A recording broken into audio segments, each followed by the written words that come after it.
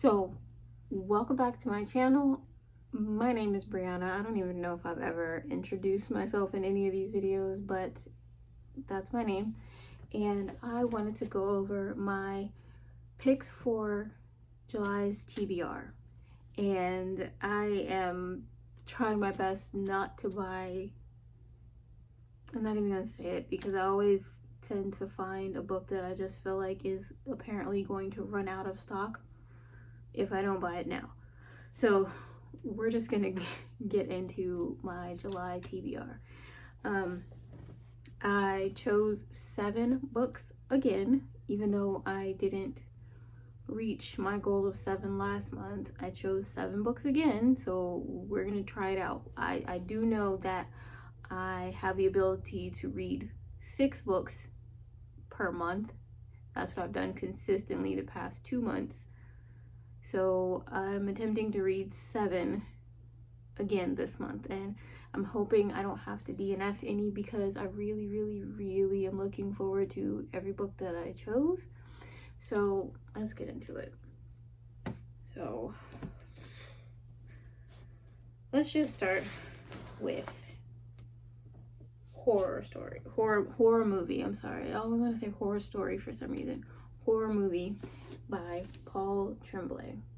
And I have been seeing this book all over Instagram, so I put it in my Amazon cart, and I'm just like, okay, you know, when I get my TBR down, I'm gonna buy this.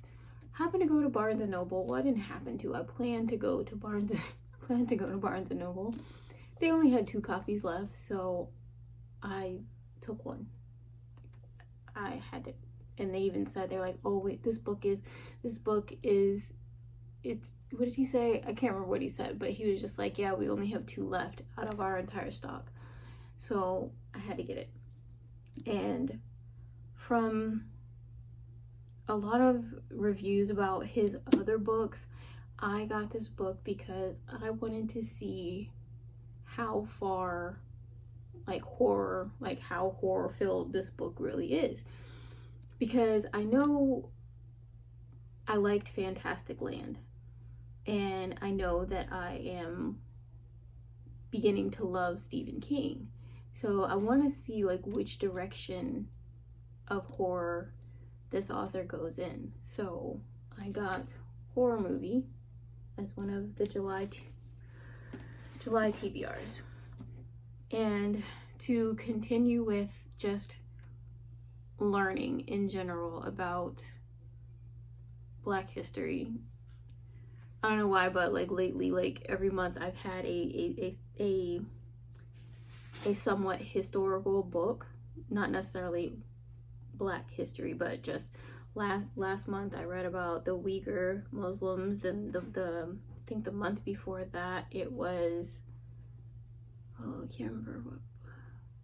Oh, it was about Yemen the month before that. And then I've read about peacetime, Cobalt Red, Sudan, I can't remember the name. Why can't I remember the names of these books? Out of Exile, there we go. Which had stories from people who were displaced from Sudan.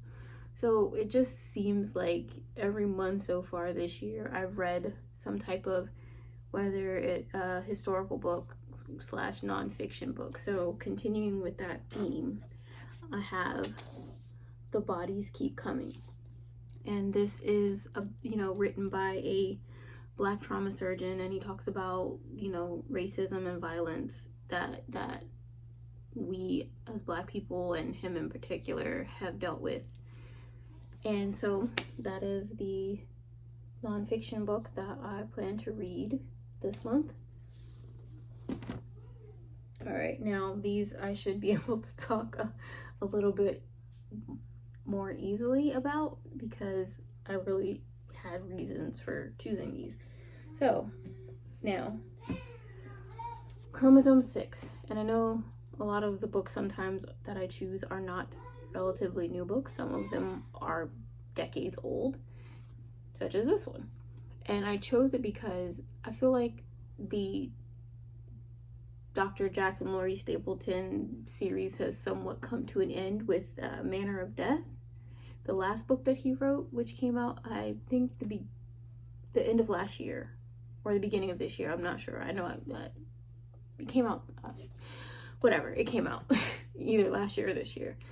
And I realized that I had never read the very first Jack and Lori Stapleton book, which is Chromosome 6. So I wanted to see how they were introduced, like how everything started, because I don't know how I picked up from like book number 2 and went all the way. I think there's 14 stories that center around Jack and Lori. I don't know how I started with book number 2, but apparently I did, and I've read 2 through 14. So I had to go back and find the very first introduction to Doctors Jack and Lori Stapleton, and that will be Chromosome 6. I have already started this. I'm not very far, just like 20 pages into it, and so far so good. So I'm actually excited to read this one and check this one off. The next book,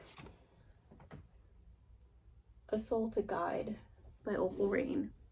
And if you've seen my previous videos, I love this series. I loved the first 3. The 7th one actually was just released for Kindle. I don't have a Kindle, so I'm a little upset, but I can't be too upset because I'm only on book number 4, so I have some more reading to do.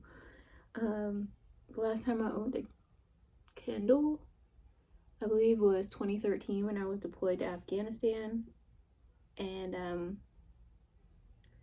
think moving from Texas to Maryland, like driving from Texas to Maryland, by the time I reached Maryland, it just wouldn't turn on anymore. And I think it was like all the moving around that it did in the car on the drive.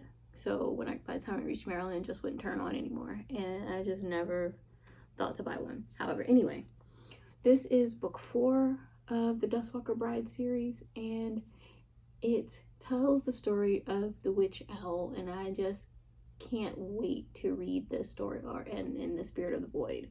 And I can't wait to see this story or read this story because they play such an integral role in the first 3 books, because the first 3 books, you know, they're the Dustwalkers' parents. So obviously, like, we need to know how all of this came about. And in the first 3 books, you get kind of little snippets, and she talks about how she, you know, made a deal with the Spirit of the Void, and that's how the Dustwalkers came to be. But this is like a more in-depth version, so I can't wait to get into this book right here, A Soul to Keep.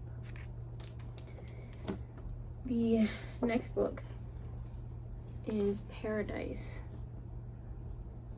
by Toni Morrison, and this will be the second book that I read by Toni Morrison. I read Beloved, and Beloved just blew me away. Like, Beloved blew me away. I had never touched a Toni Morrison book, never even thought about it.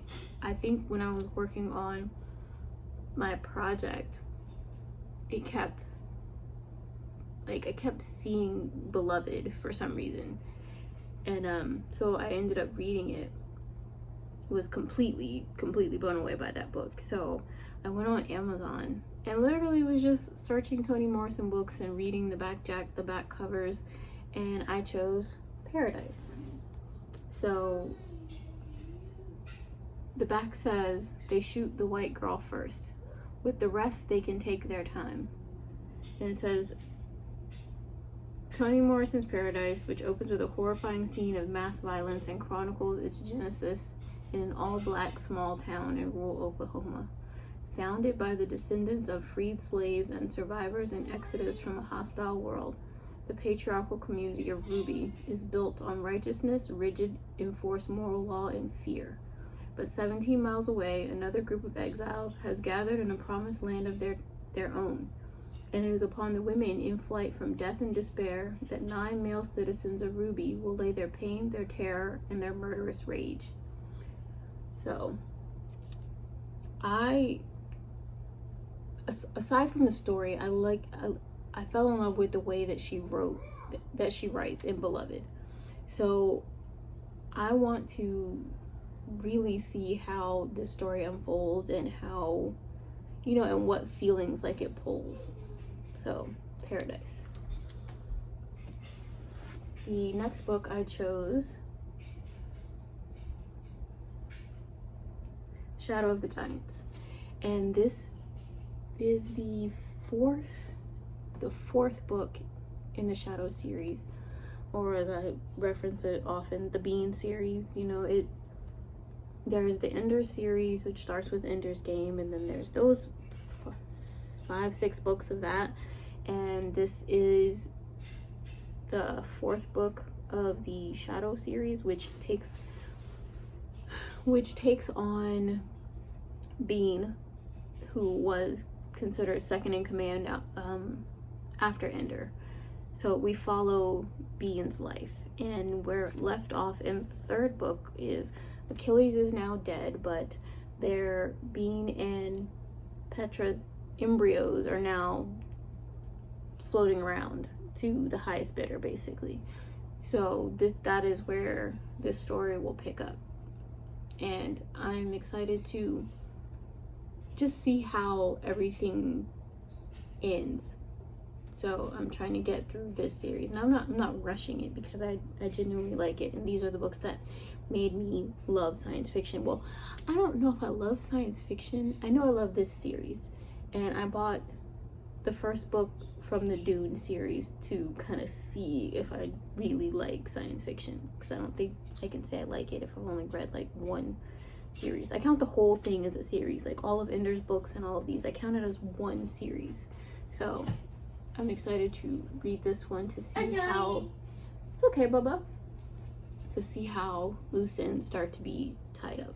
And I really want to see the direction that Peter goes in, now that he realizes he's not the smartest, now that he's not so arrogant and self-centered or narcissistic. I don't really know how to describe it, but I want to see the direction.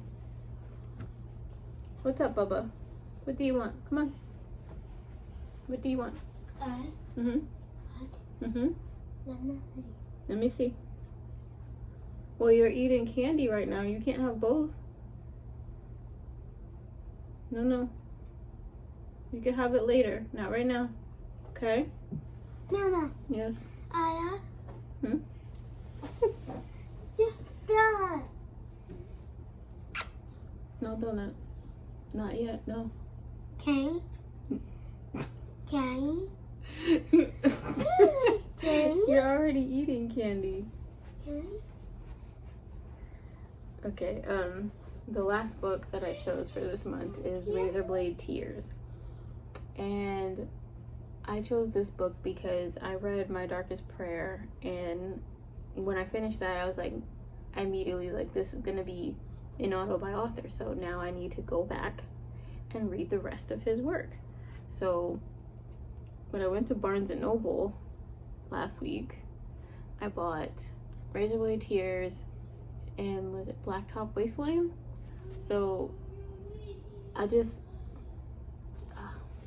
want the action packed. I want to see if it's as action packed and as My Darkest Prayer.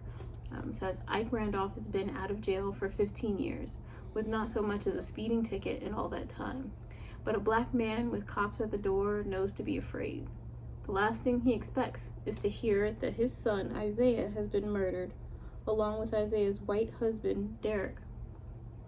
Ike never fully accepted Isaiah, but is devastated by the loss. Derek's father, Buddy Lee, had a similar relationship with his son, but he can't rest until he knows who killed them. Ike and Buddy Lee, two ex-cons with little in common other than a criminal past and a love for their dead sons, band together in their desperate desire for revenge. In their quest to do better for their sons and in death than they did in life, these hardened men will confront their own prejudices about their sons and each other as they rain down vengeance upon those who hurt their boys. I feel like it's going to be a movie.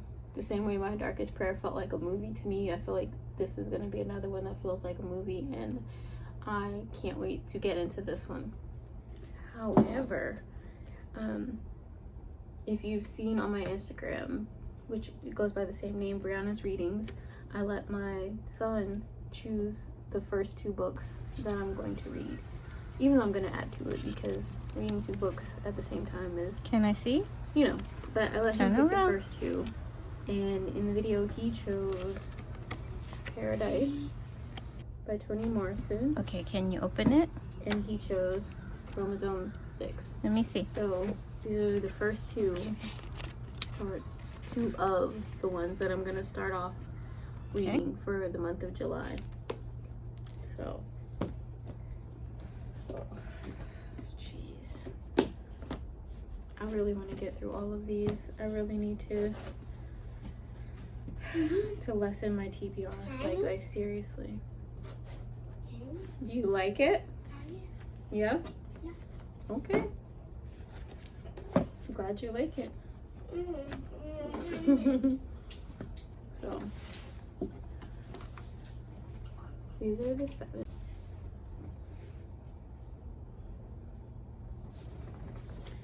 And I will see you in the next one.